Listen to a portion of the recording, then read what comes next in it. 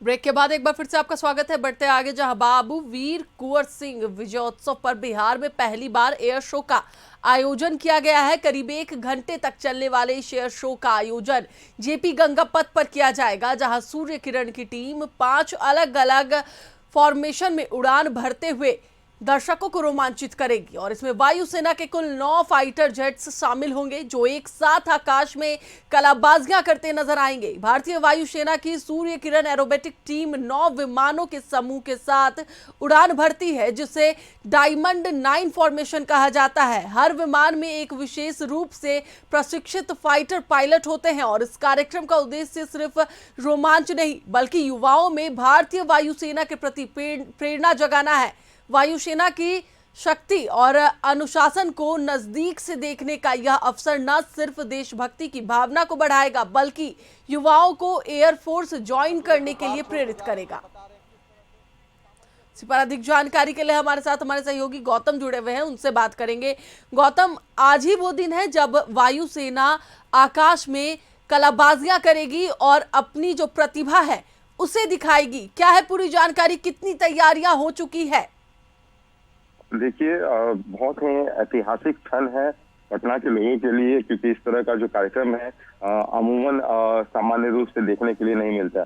और 9 fighter plane जब आसमान में गरजेंगे और अपने शौर्य का प्रदर्शन करेंगे, तो ये भी लोगों को पता चल पाएगा, पटना के लोगों को, कि किस तरह से जो कहा जाता है कि एक फाइटर प्लेन किस गति से चलता है। 1000 से ऊपर की जो गति होती है, उस गति पर उड़ना और उससे कंट्रोल करना और करतब दिखाना। और देखिए, इस गति पर मात्र 5 मीटर की दूरी पर डिस्टेंस लेकर जो कहा जाता है कि फाइटर प्लेन जब एक साथ एक लाइन में चलते हैं, तो नीचे बैठे हुए दर्शक जो उसे देखते हैं, उनके मुंह से जो आवाज निकलती है वो जय भारत की आवाज निकलती है। एक जो कहते हैं कि हौसला अफजाई, हिम्मत का प्रदर्शन, साहस और अदम्य साहस की जो एक जो कहा जाता है कि पेशकश जो होती है, उसे देखकर जो देखने वाले लोग हैं वो भी हैरत में पड़ जाते हैं। और ये थी कल तस्वीरें ये दिख चुकी है। हालांकि देखिए, थोड़ी सी दिक्कत मौसम को लेकर हुई। विजिबिलिटी जो है वो टेक्निकली रूप से इस कार्यक्रम को देखने के लिए 4 किलोमीटर का डिस्टेंस होता है, जहां पर क्योंकि फाइटर प्लेन बहुत धीरे नहीं, तो 1000 के स्पीड में 1000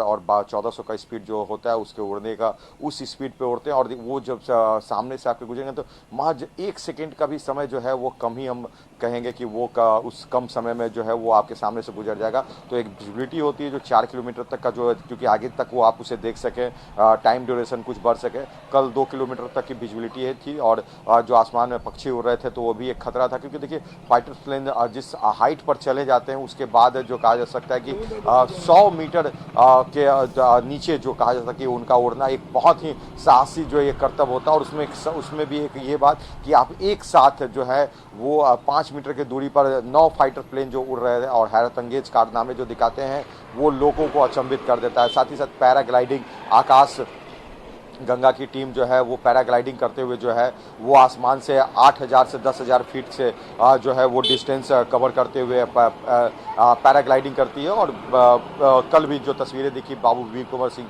के लिए शौर्य के प्रदर्शन के रूप में जो इस कार्यक्रम को आयोजित किया गया पटना में, उनके चित्र को लेकर आसमान से उतरती है और साथ ही साथ उसके बाद तिरंगे झंडे के साथ जो है पैराग्लाइडिंग करते हुए जब लोगों के बीच वो लैंड करते हैं, तो एक तस्वीरें जो दिखती है वो बहुत ही हैरत अंगेज रहती है और लोगों को काफ़ी।